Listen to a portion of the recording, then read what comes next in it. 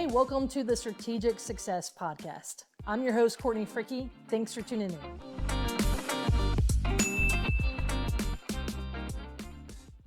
If you're wanting to learn more about how to do a subject to deal as a real estate investor, don't rely on a 60-second TikTok. Come to one of my workshops. I have my next one scheduled on Saturday, May 17th in the Tampa Bay area in Florida.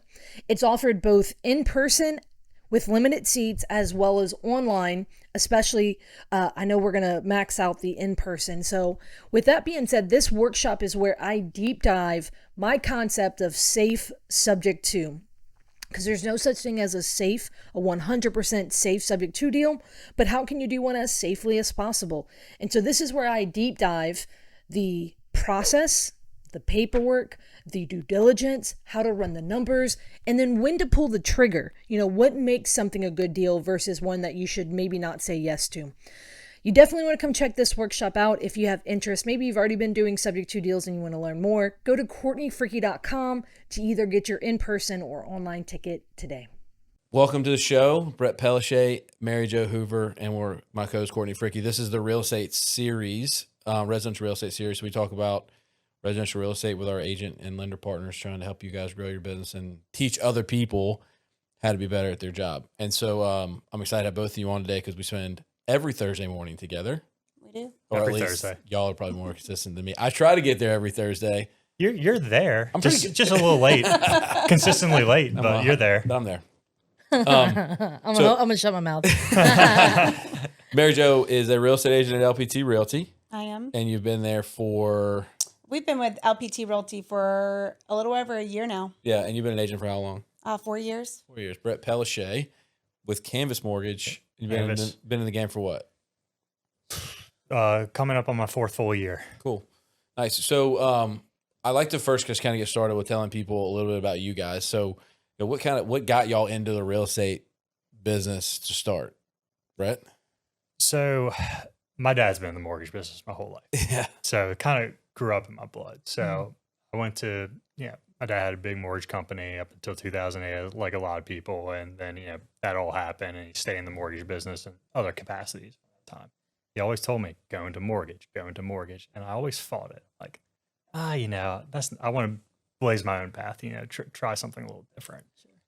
Graduate college and first job offer I get was in banking. So I go work at Iberia Bank at the time and really learned how to meet with clients and stuff. And then got a little burnt out after COVID and, doing 75 PPP loans and I wasn't getting paid on them. Oh, you were doing business banking at the time? Yeah, I was. Relationship banking. No, I was doing everything. Nice.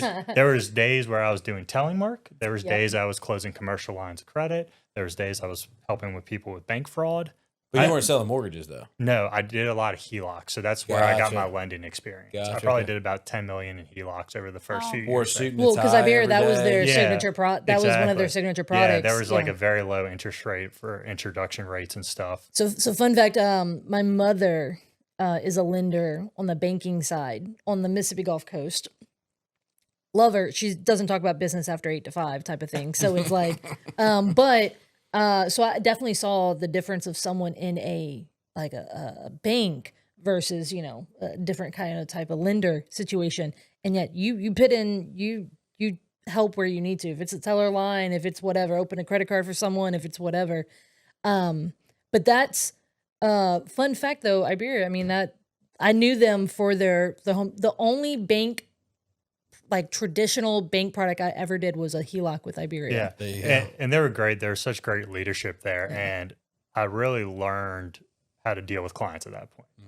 My dad had been telling me get into mortgages in 2017, 2018, 2019.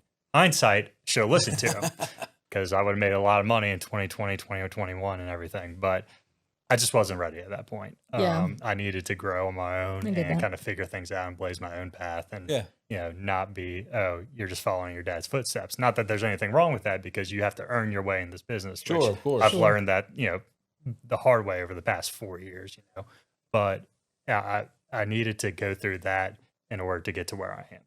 Yeah.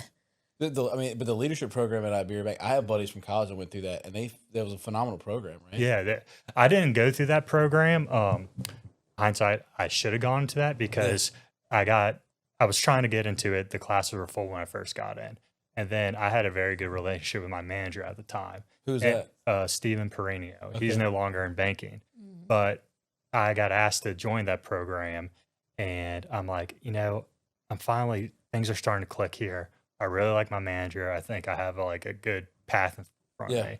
2 months later, he leaves leaves the business. So I'm like, oh, that's bad timing. But also that helped me grow and kind of fill some voids there and stuff. Yeah. So it all works out one way or another. Did you leave before the merger got acquired? So it actually Not the merger, the acquire. so Acquisition. the conversion didn't happen. Yeah. The merger happened. Gotcha. But they didn't merge systems or anything like that. I left in October of 2020 and then went to go take a job in a different field. Gotcha. Short period of time. And I think it's important for people to understand that there's more to all of us than just the real estate business that we do. And I know that you support a local charity for skin cancer awareness, right? Yeah. So talk about that a little bit. Yeah. So I'm a committee member on Cancer Association of Louisiana Tour de Lee bike ride. That's a very special. Yeah, I'm involved in a lot of things, but that's the one thing. I don't care if I was in any sort of sales capacity. I would take off work to go do that. So it's a bike ride and raises money for cancer patients across Louisiana, and 89 cents of every dollar goes back to patients, and that's a very high mark in charitable giving. So we operate on very thin margins. But the reason why I got into this, committee is back in April 2020, my uncle got diagnosed with lung cancer. And my aunt and her friends, they were on the board member of Cancer Association of Louisiana. And the Tour de Lee was previously happening many years ago, but they started revamping it. So my aunt was part of it, and she asked my mom to do this bike ride with her. My mom's like, I really don't want to ride 20 miles. Well, the night before the race, my aunt and her friends, who I like to call happy hour heroes, they know every happy hour in the city of New Orleans, right? I mean, there's some good happy hours. No, there's some great ones, but they're happy hour heroes. So at 8:00 on Facebook, my mom sees the night before the race, she sees they're out at a bar. And my mom's like, well, if they are at a bar, we have to be there at 7. I'm not waking up at 6 in the morning to go there and ride if they aren't going to be there. So I'm making her call me when she's on the bridge. Sure enough, my aunt calls her, hey, 6:15, hey, we're on the bridge. We'll be there in about 20, 30 minutes. So rolls out of bed, reluctantly goes. So they go do the race and everything, and afterwards they provide free skin cancer screenings. So my mom goes, and Dr. Rachel McDaniel's there, local here. Excuse me, a little dusty in here. She goes, hey, you need to call us first thing Monday. And my mom's like, okay. Found a spot on her arm, and my mom didn't call them Monday morning. They called her at 11 o'clock. Hey, why didn't you call and set up an appointment? And my mom goes, I've been in meetings all day. They're like, we have an opening at 3 o'clock today. Can you make it? She's like, no, I have a mandatory meeting. Next day, she was like, all right, well, what's your schedule like at 9:30? Meeting. She's like, cancel that meeting. You're coming in. Comes in, gets a biopsy, pre-melanoma. Wow.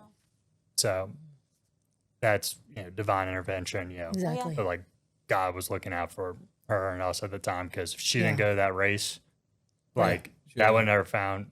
And melanoma spreads fast if not caught early. So Thankful for that. Yeah, I'm thankful for that. And that's why, I will, no matter what, I will put forth everything I can into that race. And it's great raising money for cancer patients. Sure. But I want to get more people out there to get those pre-screenings to, help save someone's life, save my mom. So That's incredible. awesome. Yeah. So, so not only that, you're also involved in WCR. You're on the board there.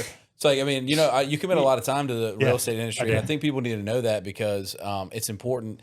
There are people that get in this business to make money, and there's other people who get in this business and in business in general to make an impact. And I think that you do a great job giving your time. There's not a lot of people that I think, how do they get things done? Because I like to be as many places as I can too. But I look at you sometimes, I'm like, that dude hustles, because you're everywhere that I show up, you're there, which means that that I feel like I'm doing the right thing when I see Brett somewhere, because I know you're networking with a lot of people. So I think you're doing a great job with that. Yeah, and that's the goal. And in this business, it's important to be top of mind. You have to be seen everywhere, and it's not just that; it's about building relationships. Sure, I understand. I'm not going to do business with every single realtor in this area, and I know that they have their relationships with other lenders, but I want them to at least know who I am, know a little bit about how I conduct my business, so they see my offer letter, pre-qualification, pre-approval letter, submitted on their listing. They know, all right, we're going to accept that over somebody else's, Yeah. or like, Yeah. they're good. He wouldn't, mess around with it.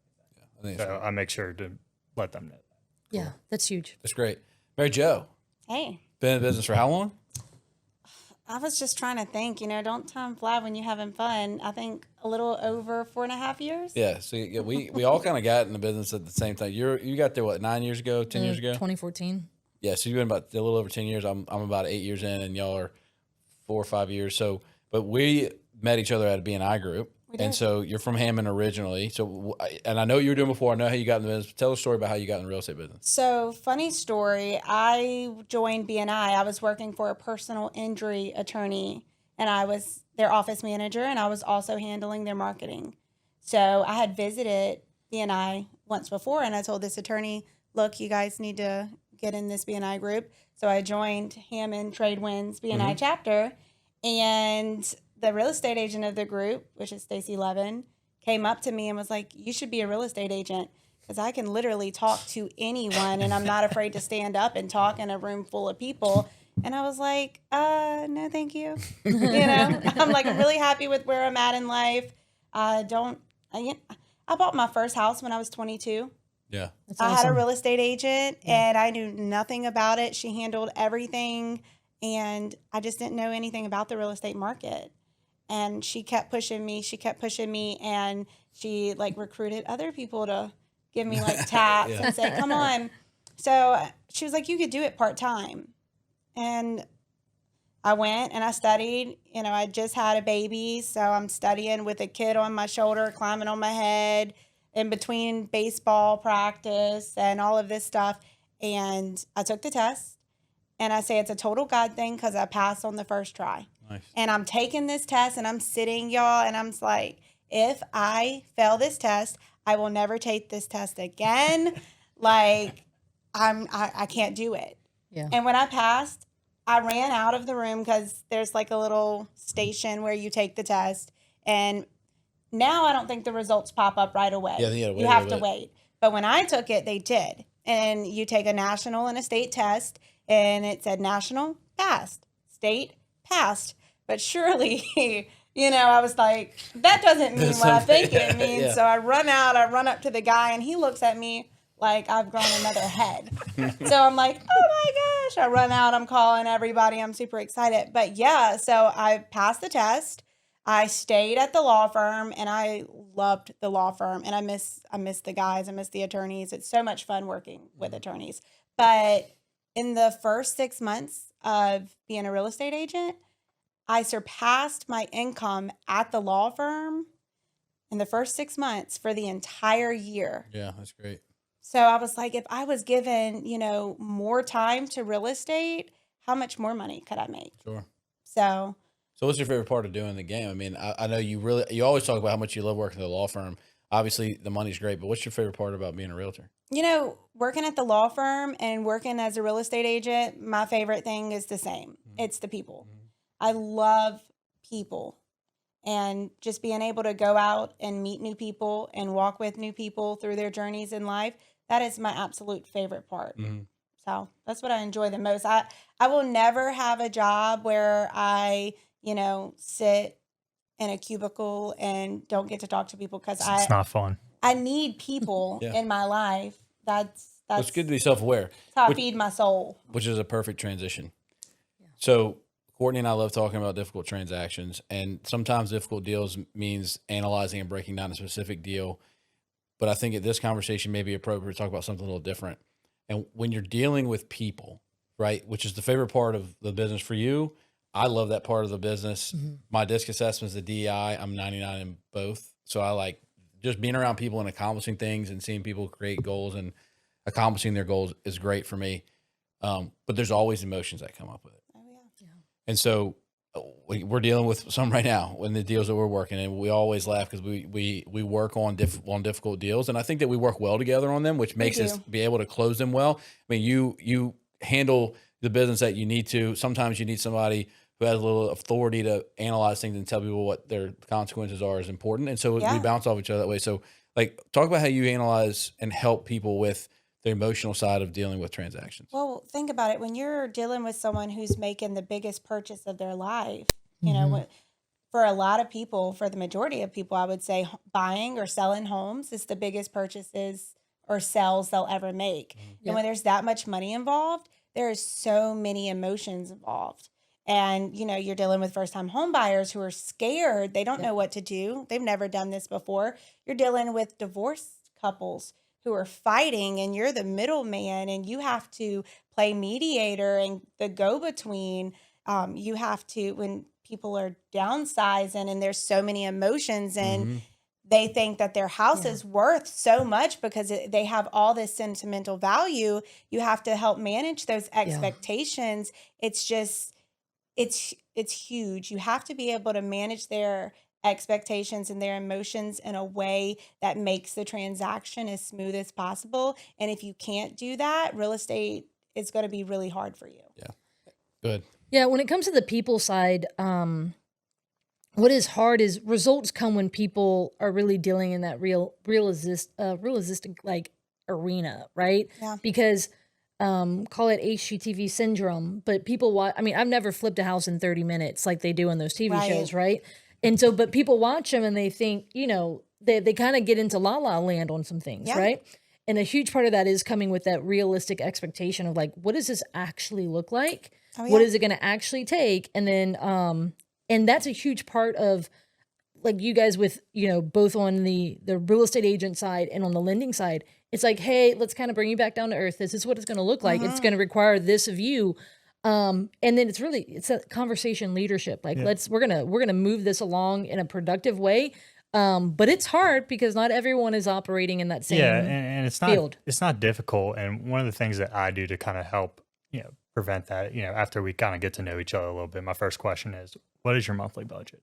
Yeah, because that's the most important thing. Because I can reverse engineer the numbers to get close to that. But the thing is, a lot of people are like, oh, especially first-time home buyers, I want a $350,000 house. I want my payment to be $1,200. Exactly. It's just not. It's not realistic. So you know, you have to really figure out what their budget is, and then show them what that's going to approximately get you. Obviously, insurance is the big unknown factor that we can't know, but we can give them an approximate range on that. So that's what I would really like to do, and it helps temper their expectations and recalibrate what their thought process and what they want to.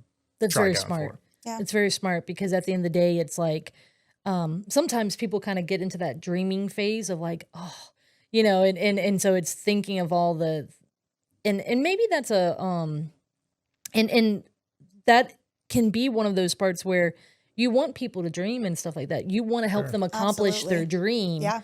But we've got to help inform that decision inform that dream. And I always tell them, it's like, I may be able to pre-qualify you, pre-approve you for much more than what you actually can afford based on your spending habits. And I'm not going to know that number. So you have to be very comfortable with what you're paying each month because you're the one making the payments, not me, not your mom, dad, unless they are nice enough to help, which sometimes there are. Sometimes that happens, but you're the one making the payment. So you're the one who has to be comfortable with it. And that's something that y'all have to decide amongst yourselves. It's funny that you say that too, because as a new real estate agent, I was just chasing the deals, you know, and I got caught showing people houses before they got pre-qualified. I don't do that anymore. And it's not because, you know, I don't want to show them houses. It's because I've shown them a house and they fall in love with it.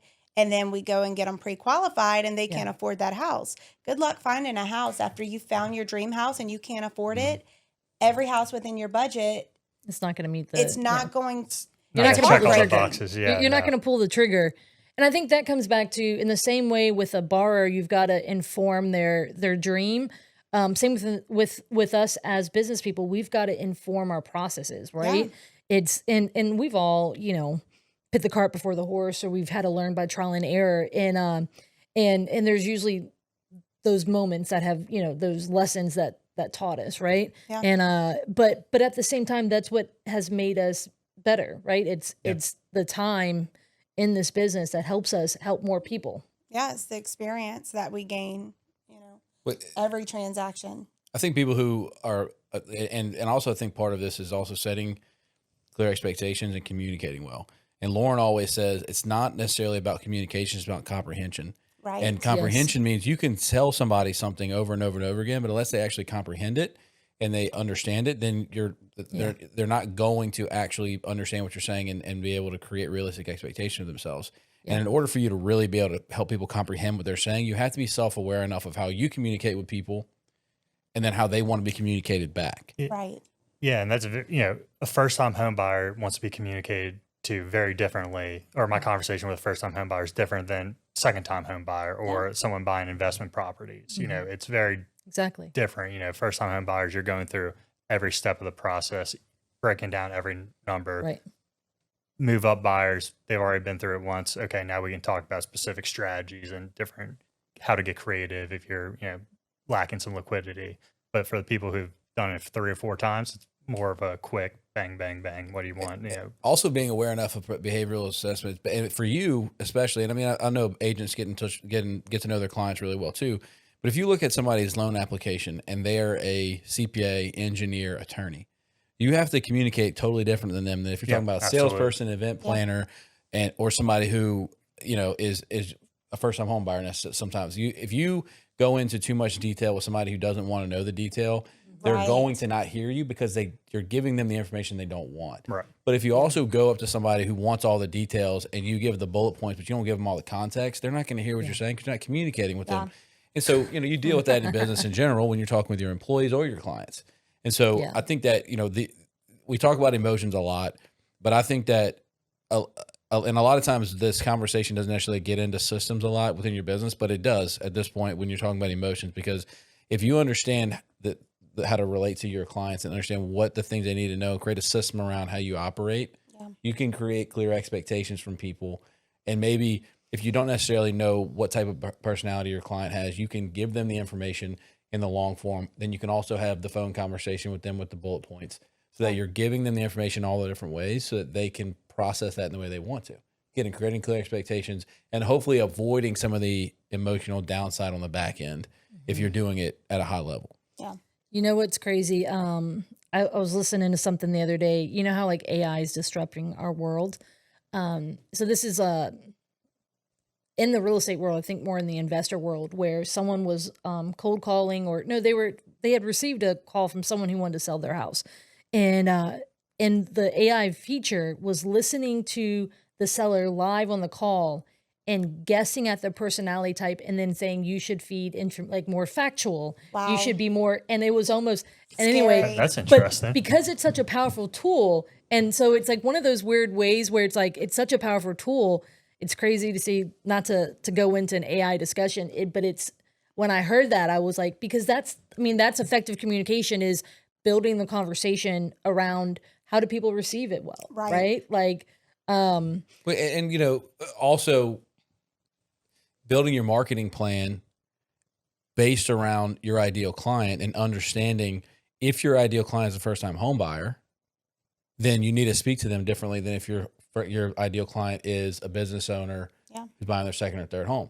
And we can transition to the last part of the conversation, which is how you like to generate business, right? How do you like to go out and build relationships?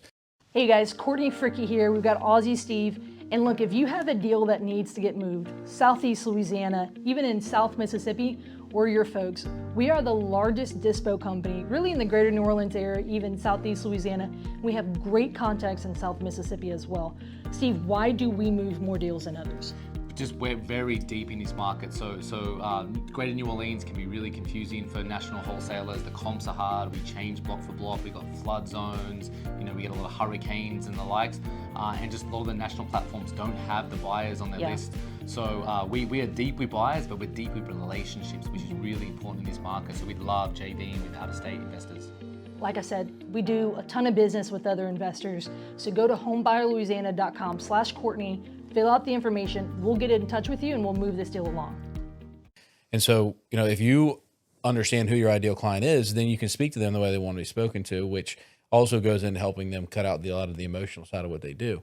And so a lot of people, when I talk to them, it's like, should I join this group? Should I do this? Should I market to the, how do I get in touch with that person? Should I invest in this? Should I invest in that? Should I buy this magazine ad? My conversation always starts with, I can only answer that question if you tell me who your ideal client is.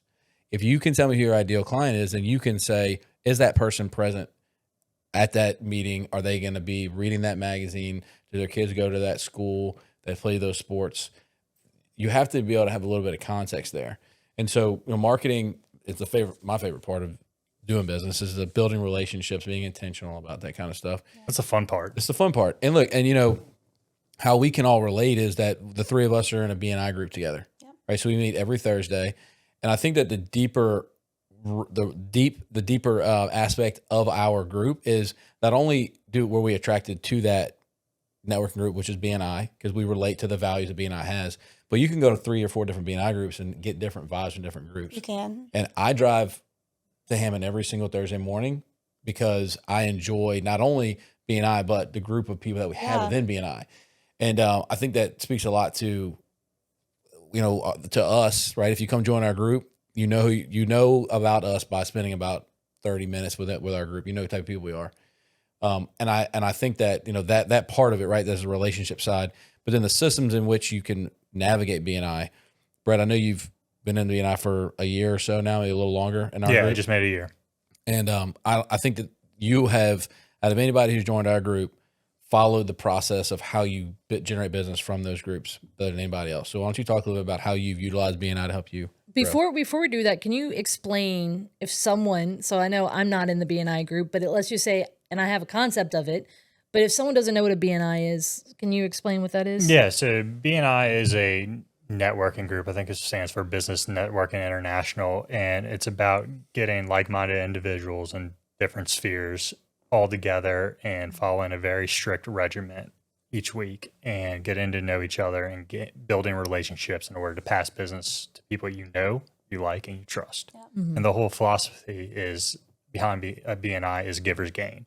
So the more you give is the more you eventually return. And that really hits home for me because I would say I have a servant's heart, and me and my mentor, when I was kind of going through banking and stuff, we're still very close, but we kind of talked about having a servant's heart and having to serve. And I think that's a very similar principle to the giver's gain. You're going to serve other people and not expect anything in return, but ultimately it's all going to come back to you one way or another. Another good thing about BNI is there's no competing.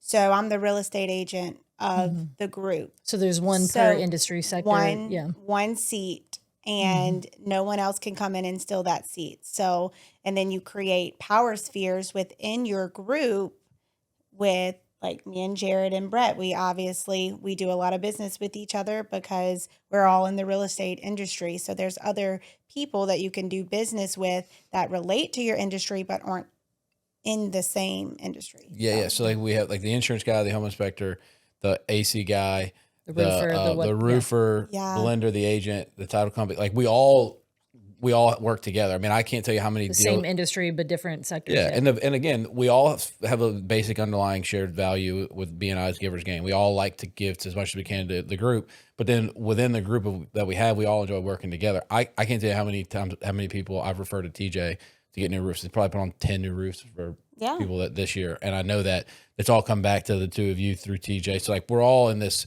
sphere of business, and it works really well. I think a lot of people get confused with BNI, and they think that if I join this group, I have to use the individuals in this group. It's your job to go to that and prove that you deserve to have the business. There's no entitlement when you walk in the door. Mm-hmm. But again, if you join the right group, and usually the people who stick in there longer are because they fit well within the group, they do a good job, and the group trusts them to do the work. I mean, that's why we have been in BNI for so long. I've driven to BNI for over 2 years now, consistently, because this group is just a great group of people and we all work really well together. Yeah, I think you see it's a testament of our group because you see other groups in the area starting to fizzle out, or people are dropping out and they're trying to rebuild or rebrand. So it's good having an established group and having those core connections. Yeah. So Brett, tell me, how did you, Jared said that you have done a very great job of being very intentional with the BNI group. What does that look like for you? Yeah. So BNI, your metrics, you get, it's called a stoplight report. So you're either in the gray, which isn't good, red, which is still not very good, yellow, or green, right? So that's kind of the metric. So it's weighted on attendance. It's weighted on having one-to-ones with people in the group. It's weighted on referrals and passing along thank you for closed business and inviting people. So I knew as soon as I got in, and you have to attend BNI. If you miss 3 times in a roll in 6 months, you can get kicked out the group. Yeah. Right. So it's very strict. So you're supposed to be there. So Jared, so you've been good with that? I show up. Good. Jared's been very improved on that. He Very shows up. improved. Very improved. Very improved. But Good. he was very intentional. He looked himself in the mirror and said, I know I haven't been the best. I'm going to do better. And since then, he has been there every time. And our group, we all enjoy each other so much that we give each other grace. I mean, the rule is that you show up for 3 meetings. There was a season in last year where I didn't have the ability to be in 2 places at once, and I had to. And I was honest with everybody, and I told them what was going on, and they gave me some grace, right? But I also told them I totally get if something happens and somebody else joins and y'all feel as though they add more value, then so be it. But I find enough value in this, I'm going to come as often as I can. And I will eventually get out of this season in which I can be there more often. And, and that's a very real part of entrepreneurship, 100%. right? Where it's like, sometimes there's just that season where you're like, The good thing about it too is you're able to send a sub. So a lot of people are kind of hesitant to join this specific networking group because, I don't know if I could commit my time to every Thursday morning, but it's the consistency that earns you the trust and the relationships with the rest of the group. So if you're unable to make it, you send a sub. It doesn't even have to be a representative from your business. If Jared can't make it, he can send you, Courtney. It could be a past client. That's actually a good sub to send. Yeah, it could be anyone. And not only does Jared get value out of it, you get value out of it. You get to meet people that you may not have met. And, someone may stand up and start talking about windows, and you may have broke out a window during a snowstorm or almost did, tried to, so it's, I don't know if you heard that story. That's the good part about BNI. And, a lot of people are kind of hesitant to that, but I just encourage, come visit, come try it, come check it out. Yeah. And one of the things I did when I first got in, I made sure to sit down and have a one-to-one with every member of the group. Yeah, right. you So did. the first 2 to 3 months, I was having 2 to 3 meetings a week with each member of BNI because That's awesome. I knew it was important to sit down with everybody and get to know them, and because I needed to show them that, hey, here's how I'm going to conduct my business. I'm not going to give you any funny business. I'm not going to pre-approve or pre-qualify somebody just off their word. I need to see facts, and if there's any roadblocks in there, I need to vet them first before issuing that letter, so we at least know how to get over those hurdles, right? So I was very clear and intentional of how I conducted myself in business in order to build trust and rapport, because there's too many people in this business who will do things that you shouldn't do. And point at the underwriter a week before closing, oh, this is this. Truth be told, as lenders, you should know 95% of the problems that you're going to face throughout the transaction and address it on the front end. Now, there's always these one-offs that you can't control, whether a client does something or these just really weird situations, but you should be able to know that. So I needed to make sure that everyone knows how I conducted myself and made sure that they knew me, they liked me, and they could trust me. And I love that. So it sounds like within BNI, they told you the metrics of like what success looks like, right? Yeah. And then, but it sounds like you said, okay, so this is what has helped people succeed in this, and then you just went and put in the reps. Yeah. And that's what most people like. That's sold separate, and most people they forget that part. That like going in and just putting in the reps. It's not sexy, but it does create results. No, and you're right, Courtney. And what I've started doing this year, for tracking systems, one, I got a Remarkable, which keeps me very organized, but I started taking that BNI model ever since I got married and got back from the honeymoon. Started taking the BNI model and tracking my business and my numbers, right? Now I'm tracking all the one-to-ones I have outside of BNI or individual meetings, and showing that, looking at those numbers and saying, okay, where's my business this month? What was I doing 60 days ago? What was I doing 30 days ago? And I'm seeing the fruits of that labor pay off now by following the BNI model, but just applying it to a more all the relationships. Yeah. Yes, exactly. Yeah, and I'll tell you something else that I hear a lot of times about BNI groups. And again, I think that I hit that phase of my business or my life last year whenever I got busy and I couldn't go to all the meetings, where people will take that as an opportunity to step out of BNI because they feel like, oh, well, I don't need it anymore, or it's not giving me anything at this point. I've already gotten everything I can out of it. In my opinion, our group and my BNI, in my opinion, is part of the foundation in which I've laid for my business. If I don't do that anymore, I'm removing a portion of that foundation. I have to consistently continue to go because I'm still building the relationships with the people who give me the positive referrals and recommendations, or the people who are the one who will stand up in a group of people and tell people about what I do or send me business consistently. And so by removing that, I would be taking a piece of the foundation of which I have. And so that's why as soon as I was able to, and let's be honest, I missed like 3 meetings in a row, which, I think you sent a sub for at least one or two. I tried. But I think it really stood out whenever I was supposed to stand up and speak and I didn't show up. That was really weird. Yeah. But anyway, I mean, I think that again, it's a part of the foundation of which my business is established, and I will always be in this BNI group as long as I'm able to, because I think that it is a huge part of how I was able to get our business off the ground for the last 2 years. Yeah, I can't tell you how valuable our relationships, my relationship with Jared and my relationship with Brett is because of BNI. There's not many people that could be sitting at a table with a client and call Brett on the phone and he give them advice right then and there. I know that when I call you guys and Jared, I call you constantly with problems, that I can't handle, and having you answer your cell phone or, even call me back, text me back is just so valuable to my business. I think that's important too. You get your team together that like, trust, and work well, and your business is going to go so much smoother because of that. And sure. BNI brings that value. So as we wrap up, I think 2 things. We want to let people know how they can get in touch with you, but also let everybody know too that like I'm a part of the BNI group, but MaryJo is the president and Brett is the vice president. There you go, vice president. So like they're one of the many big part things of I've been voluntold to do. And so for especially for 2025, if somebody not only wants to get in touch with you guys about buying and selling a house, if you want to join our BNI group or at least come visit, tell them how they can get in touch with you. Yeah, so you can reach out to us individually or visit bnilouisiana.com and look up the chapters. We are the Trade Winds chapter in Hammond, or technically Ponchatoula, but we meet every Thursday morning from 8:30 to 10. It's a really great group. Come have free breakfast on us. 8:30 to 10, like you said, it's at Strawberry Manor. So if you're going toward Ponchatoula, it's Walmart. It's right there on the right before that. Yeah. So, you can come visit.